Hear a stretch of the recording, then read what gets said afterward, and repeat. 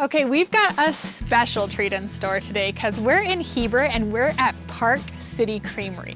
We're gonna meet Corinne Zinn. She is crafting some ridiculously delicious cheeses. We're gonna learn all of the secrets of crafting cheese with altitude because she is taking some of the most amazing Utah terroir and infusing it, of course, into her cheeses. Let's go check it out. Hi!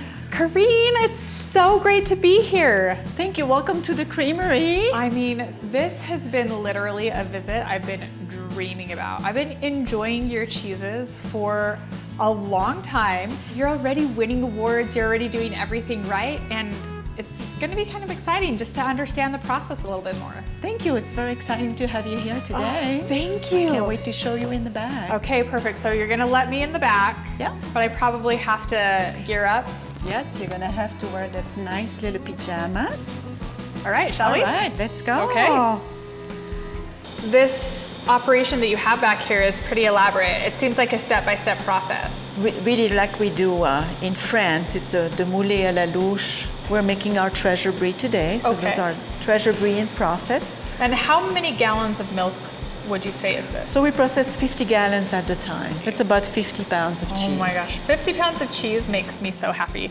So we add the culture and we add the enzyme, the rennet that coagulate the milk. So Okay. right now the milk just coagulated and it's ready to be cut. And so we're gonna cut the curd and then it's gonna separate from the whey. So we're gonna check if the curd is ready. Okay. So what we do, we give a little nice cut in there. Oh, it's super soft. See? Yeah. And then you can see how it's ready. It's coagulated. So now Anna's gonna cut the curd. And Anna's your wonderful... She's my intern. Intern. Yeah, she's doing her internship with us. From BYU, Idaho. Yes. Okay, wonderful. So Anna is gonna scoop gently the curds in the forms there. So she's gotta go very gently because it's very fragile, Okay. silky curd. Yeah, absolutely. And so it's gonna fill up the mold and the whey is gonna drain out of the draining table there in the bucket. It kind of looks like yogurt or Yeah. even like tofu a little Yeah, bit. little silky like tofu. Yeah. Yeah. Yeah. And so once she's finished with this process, then what happens? So we're gonna remove the filling tray that's on the top here. Okay.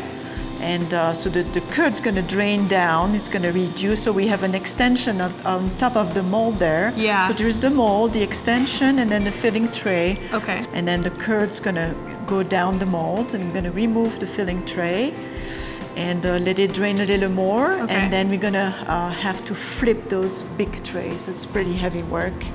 Then what happens? So we're gonna let it rest overnight, Okay. and then we're gonna remove one of the layer, Okay. and then we're gonna remove them from the molds, Okay. and then salt them Okay. both sides, and then they're gonna go in the cheesecake for about 10 days. Okay, do you have some in the cheesecake? Yes, there is some. Yeah, I'll show you right Yeah? after. Yeah. Okay, awesome. I would love to see them. This is what people know as like a cheesecake. Cheesecake. Okay, yes. wonderful. That's And our the cheesecake is meant to create a safe environment to age the So cheese. yeah, so that helped the molding process. We need a high humidity Okay. and a stable temperature. So all that is tempered in this cheesecake.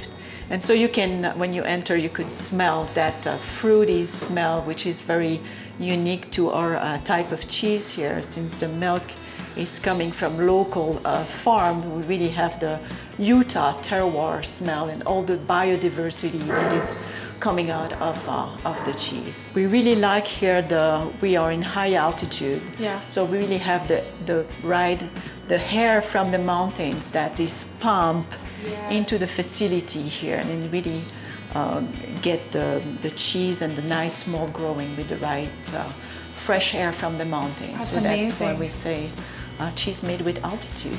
I love it. Yeah. Okay, well, should we go on to the next? Sure. Okay, let's do it. Thank you. Corinne, this is a whole different kind of cheese that you're about to introduce me to. There's no smell to this, but in the cheese cave, it smelled a little fruity.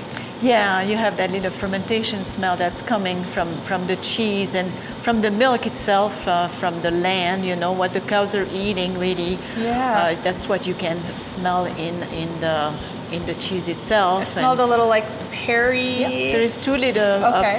predominant fruit smell. Okay. You get the pear one. There was another one. Tell me.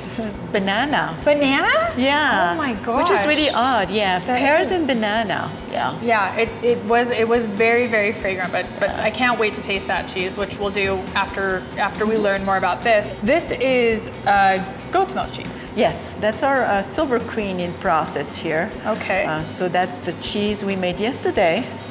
It stayed overnight, and we flipped the trays a few times so it takes shapes. Okay. And then later today we're gonna remove them from the molds. Okay. And we're gonna ash them. Okay, and you're getting your ash. So our ash is shipped from France. Okay. We get that in nice little buckets of cendre wow. végétale. This one is it's a traditional recipe in France. They use the ash in the past before refrigeration to preserve the cheese. Oh. And it used to come from vine leaves when they were actually doing the harvest. Wow. So it's a very fine soot that we are putting on there. Why do they? Why putting ash in cheese? Well, so that's really, you get a chemical reaction between the cheese itself and the ash that's kind of transformed the taste of the cheese itself. Okay. Yeah, so you will taste the difference between the Silver Queen and the nuggets, the little nuggets that don't have the ash. Oh my word. Yeah. Well, should we taste? Sure. Okay. Let's do it. Let's do it. Yeah. So talk to me a little bit about your background. You're not from America. No, I'm originally from Belgium. Okay. So I moved in the US about 18 years ago. Oh my goodness. Yeah, so I'm coming from the south of Belgium. Part of my families were farmers over there, and I had an aunt actually that was making cheese in her basement. Well, I'm so excited to dive into the cheeses. Tell us what we have in front of us. So each cheese is named from a Park City ski slope. Okay. We have our treasure brie, it's the brie style cheese. Okay. We have our hidden treasure, which is a brie style with black truffles. Then we have our goat cheese, which is our Silver Queen here, which is a goat cheese with vegetable ash. So that's what we just saw. Yes, That's about to be prepared. Right. Okay, yeah, that's cool. what we made yesterday. And then over here. Yeah, then we have a new one there. That's fresh goat cheese with hot blood orange and jalapeno. So let's try the treasure brie right here. So you have a very still a pretty young one here. Yeah. See, it's a little chalky in the middle, but it starts to cream on the side.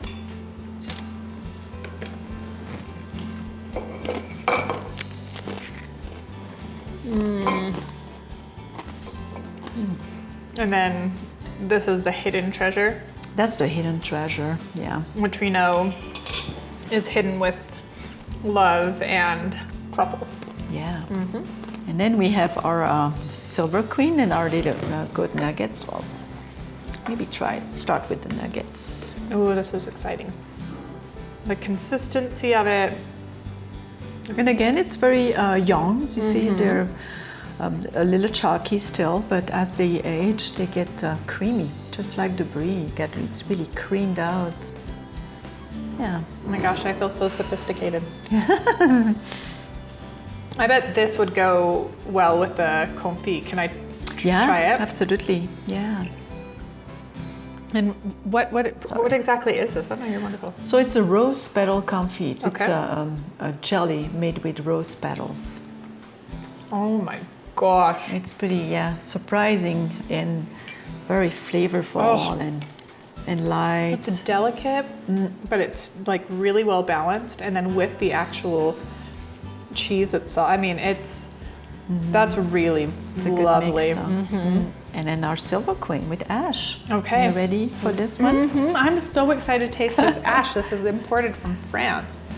So this one is, the shape is very nice on your cheese board. So a little different, you know, Yeah. with a little hole in the middle. Yeah. You can put some berries or Oh, that's so some cute. fruits or some jam. And again, with the rose petal confit, it's really nice. And you can see this one start to cream on the side a little bit, yeah. Oh my gosh. Corinne, I just think you're amazing. Thank What you. you're doing here in this beautiful space is so magical.